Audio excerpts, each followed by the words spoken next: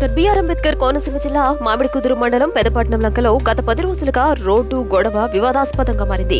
వేగి వెంకటేశ్వరరావు అను నేను గత 28 ఏళ్లుగా పీచు పరిశ్రమ స్థాపించుకుని 30 మంది యువతకు ఉపాధి కల్పిస్తున్నానని 10 రోజుల క్రితం గ్రామ సర్పంచ్ అయిన సుందరనీడి రాజేష్ కుమార్ అనే వ్యక్తి నా పీచు ఫ్యాక్టరీ వెళ్లే మార్గాన్ని కొంతమంది వ్యక్తులతో తవ్వించి వేయడంతో నాకు పీచు ఫ్యాక్టరీకి మార్గం లేక పీచు ఫ్యాక్టరీ మూతపడిందని 30 మంది కూలీలు నిరాశ్రయులయ్యారని తక్షణం అధికారులు స్పందించి ఎప్పటివలే రోడ్డు మార్గాన్ని ఏర్పాటు చేయాలని రోడ్డును తవ్వించిన సదరు వ్యక్తిపై చట్టపరమైన చర్యలు తీసుకోవాలని పీచు ఫ్యాక్టరీ యజమాని వేగి వెంకటేశ్వరరావు కోరుతుంటే మరోవైపు గ్రామ సర్పంచ్ సుందరనీడి రాజేష్ కుమార్ వివరణ మరొక రకంగా ఉంది. వేగి వెంకటేశ్వరరావు పరిశ్రమకు అసలు రోడ్డు మార్గమే లేదని, నిత్యం తిరిగే రైతులు కాలిబాటన రోడ్డు మార్గం చేసుకుని పీచు పరిశ్రమ నడుపుకుంటున్నారని, రాత్రికి రాత్రే కోరి లారీలతో కంకర తీసుకొచ్చి మా 32 సెంట్ల భూమిలో రాత్రికి రాత్రే 9 అడుగులు ఉన్న రోడ్డును 30 అడుగుల రోడ్డుగా మార్చే ప్రయత్నాన్ని, మా తోటలోకి వచ్చిన కంకరను కొంతమంది మనుషులతో పైకి నెట్టించాలనే తప్ప అతనిపై ఎటువంటి కక్షలు మాకు లేవని, రెవెన్యూ డిపార్ట్మెంట్ ద్వారా అతనికి భూమిపై హక్కు ఉంటే తన భూమిని చట్టపరంగా సర్వే చేసుకుని రోడ్డు వేసుకోవాలని, అనవసరంగా సోషల్ మీడియాలో మమ్మల్ని అప్రతిష్ట పాలు చేయడం తగదని వేగి వెంకటేశ్వరరావును సర్పంచ్ సుందరనీడి రాజేష్ కుమార్ కోరుతున్నారు.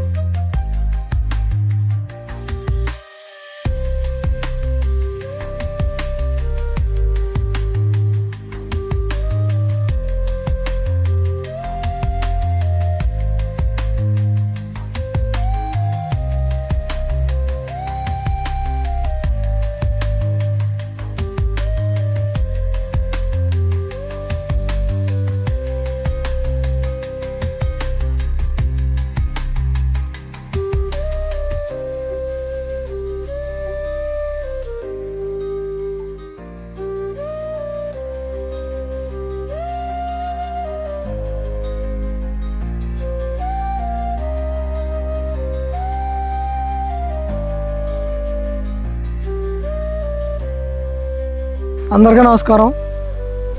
నా పేరు వేగి వెంకటేశ్వరరావు, అంబేద్కర్ కోనసీమ జిల్లా మామిడికుదురు మండలం పెదపట్లం గ్రామం. నేను 2005లో ఒక పీచు పరిశ్రమను స్థాపించి ఇక్కడ జీవనోపాధి పొందుతున్నాను. నాతో పాటుగా ఒక 30 కుటుంబాలకి ఈ పీచు పరిశ్రమ వల్ల జీవనోపాధి ఉంది. ఇన్ని సంవత్సరాల మట్టి నుంచి నడుస్తున్న పీచు ఫ్యాక్టరీని ఈ మధ్యన ఒక సుందరనీడి రాజేష్ కుమార్ సర్పంచ్ అయినటువంటి ఆయన మాకున్న భూమిని అతని పేరును బదలాయించుకుని పీస్ మార్గానికి వచ్చి దారి పక్కన అతను రిజిస్ట్రేషన్ చేసి నన్ను ఈ దారి మార్గాన్ని ఆయన మొన్న 10 రోజుల కింద తవ్వేయడం జరిగింది. దీని మీద నగరం ఎస్ఐ గారికి ఫిర్యాదు చేసిన అతను ఇప్పుడు వరకు ఏ విధమైన చర్యలు ఆ దోషుల మీద తీసుకోలేదు. ఆ దోషుల్ని కఠినంగా శిక్షించి నాకు న్యాయం నా పరిశ్రమకే దారి మార్గాన్ని ఏర్పాటు చేసి ఈ 30 మంది కుటుంబాలకే జీవనోపాధిని కల్పించి నా పరిశ్రమని నడిపించాలని నేను కోరుకుంటూ, మరొక ముఖ్యమైన విషయం ఏంటంటే ఈ కేంద్ర రాష్ట్ర ప్రభుత్వాలు ఈ ఎంఎస్ఎంఈ రంగాన్ని మరింతగా బలపరిచి మరింత మందికి ఉపాధి కల్పించాలని సదుద్దేశంతో, మంచి ఉద్దేశంతో వాళ్ళు ముందుకు వస్తుంటుంటే ఈ తరుణంలో ఈ గ్రామ సర్పంచ్ అయినటువంటి సుందరనీడి రాజేష్ కుమార్ ఇక్కడ ఉన్న యువతకి, ఇక్కడ ఉన్న రైతులకి పారిశ్రామిక రంగంగాను అటు వ్యాపారస్తులు కానీ మార్చి బాధ్యత అతనికి ఉన్నా సరే ఈ వ్యవహారాన్ని అతను అడ్డం పెట్టుకుని ఈ సమస్యలను సృష్టించి దీన్ని ఇబ్బంది పెడుతున్నాడు. అతని మీద కఠిన చర్యలు తీసుకుని నాకు న్యాయం చేయవలసిందిగా కోరుకుంటున్నాను.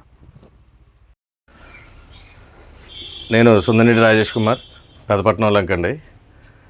ఈ మధ్యనే కొత్తగా సోషల్ మీడియాలో కొన్ని వీడియోస్ చూశాను. దాని గురించి నేను చెప్పబోయేది ఏంటంటే, పెదపట్లంకలో వేగి వెంకటేశ్వరరావు అన్న ఆయన సుందరనీడి రాజేష్ కుమార్ సర్పంచ్ అన్న అతను దౌర్జన్యంగా భూములు లాగేసుకుని రోడ్లు తవ్వేసి చేస్తున్నాడని చెప్పేసి ఆయన ఖండన ఇవ్వడం జరిగింది.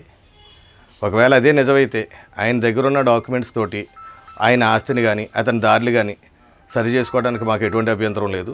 అలాగే మాకు మా తాలూకు 32 సెంట్లు భూమిలో అతను దౌర్జన్యంగా కొబ్బరి చెట్లు కొట్టేసి దౌర్జన్యంగా అర్ధరాత్రి గడ లారీలు 10 టైర్ బళ్ళు 4 బళ్ళు 5 బళ్ళు తీసుకొచ్చి పక్కనున్న ఇళ్లలో వాళ్ళని కూడా భయభ్రాంతులు గురి చేసి అర్ధరాత్రి గడ దింపించి అర్ధరాత్రి వాటిని రోడ్లు సరిచేయటం ఇటువంటివి జరిగినాయి. అది రోడ్డు అన్నది అసలు ఫార్మేషన్ లేనిది. ఏదో ఉమ్మడి మార్గం అంటే ఉమ్మడి రైతువారి మార్గాలు మాత్రమే ఉన్నటువంటి పెదపట్లంకలో ఒక దాంట్లోంచి ఒక దాంట్లోకి రైతువారి మార్గాలు చాలా ఉంటాయి. అటువంటిది అతను ఒక ఇండస్ట్రీ పెట్టుకుని డెవలప్ చేసుకుంటున్న దాన్ని కూడా మేము ఎప్పుడూ కూడా అడ్డపడలేదు. అతను చేసి దుర్మార్గం అతనికి ఇంకా కావాలన్న ఉద్దేశంతోటో మరి ఏ ఉద్దేశంతోటో నాకు తెలియదు. కానీ అతను ఉన్న 6 అడుగులు 9 అడుగులు దారులను కూడా వెడల్పు చేసుకుని 35 అడుగులు చేసుకోవాలన్న ఉద్దేశంతో అతను కాని జిరాయితీలోకి వచ్చి కొబ్బరి చెట్లు కొట్టేసి అర్ధరాత్రిగా కంకర్లు దింపి రోడ్లు ఫార్మేషన్ చేసుకుంటున్నారు. అలాంటి దాంట్లో గతం అతని మీద కేసులు కమిషన్ దాకా వస్తే మా దగ్గరికి వచ్చి మమ్మల్ని బతిమాలి అది ఏదో ఒక దారి ఏర్పాటు చేయండి అని చెప్పేసినట్టు వచ్చినటువంటి వ్యక్తి అతను మళ్ళీ దాన్ని మేము చేసిన ప్రయత్నాన్ని అతను నాకు అవసరం లేదు, ఆ భూమి అంతా నాదే అని చెప్పి ఒక ఫేక్ ఒక వీలునామాని సృష్టించి గత వీలునామాలు అతను సంతకం ఉండి ఆ వీలునామాకు ముందు వీలునామా నాది ఉందని చెప్పి వచ్చి ఆల్రెడీ 2-3 రిజిస్ట్రేషన్లు అయిపోయినటువంటి ప్రాపర్టీ నాది అని చెప్పేసి వచ్చి దౌర్జన్యం వచ్చినప్పుడు నాది అతని ప్రాపర్టీ కాదని అంటలా. రెవెన్యూ డిపార్ట్మెంట్ ద్వారా అతని ప్రాపర్టీ అయితే కనుక అతన్ని తీసుకోమనండి. ఎట్టి పరిస్థితులను మాకున్న జరాయితీగా ప్రకారంగా మా భూమిని మాకు ఎడదీసి అతన్ని సర్వే పెట్టుకోమని కూడా మేము గతం చెప్పడం జరిగింది. పోలీసు వారు కూడా చెప్పడం జరిగింది, రెవెన్యూ వారు కూడా చెప్పడం జరిగింది. ఆయన ఈ ప్రయత్నాలన్నీ మానేసి మళ్ళీ మీడియాల ద్వారా వెళ్ళి నన్ను దారుణంగా అల్లరి చేయడం జరుగుతుంది. కానీ ప్రజలకు వాస్తవం అర్థం అవ్వాలన్న ఉద్దేశంతో నీకున్న ఏదైతే నీకు హక్కు ఉందో ఆ రకంగా నువ్వు సర్వే పెట్టుకోవయ్యా, నీ సర్వేకి కనుక వాళ్ళు అడ్డం వస్తే వాళ్ళని తక్షణమే నేను వాళ్ళ మీద చర్యలు తీసుకుంటానని కూడా 2-3 రోజుల క్రితం మన సిఏ గారి ఆఫీసులో కూడా తెలియపరచడం జరిగింది.